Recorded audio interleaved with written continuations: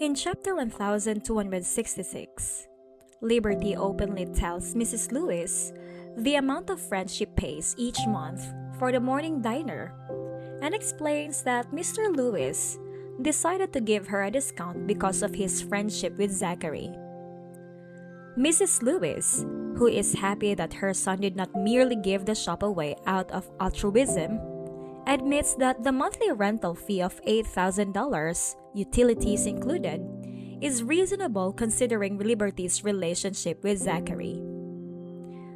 Mrs. Lewis makes the provocative remark that Zachary ought to have waived the rent as she is Mr. York's sister-in-law in an effort to ascertain Liberty's response. Any suggestion of bias is promptly disproved by Liberty, who emphasizes that work and personal ties should be kept apart.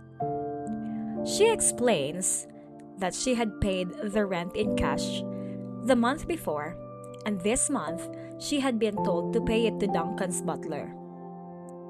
Mrs. Lewis starts to doubt her own worries after thinking that Duncan probably wouldn't have charged her rent in the first place if he had affections for Liberty. Despite the costs involved, Mrs. Lewis shows optimism in Liberty's business prospects while recognizing the area's booming activity. As the conversation goes on, Mrs. Lewis asks where Liberty's kid is and discovers that Serin has brought Sony to her store. Liberty's physical metamorphosis is seen by Mrs. Lewis, who notes her dramatic weight loss and enhanced vitality since first meeting her. Given more time together, Mrs. Lewis thinks her son Duncan, who has always been drawn to self-assured women like Lily, may begin to feel love for Liberty as a result of Liberty's newfound discipline and confidence. Liberty acknowledges her controlled diet and methodical exercise program as she describes her weight loss journey.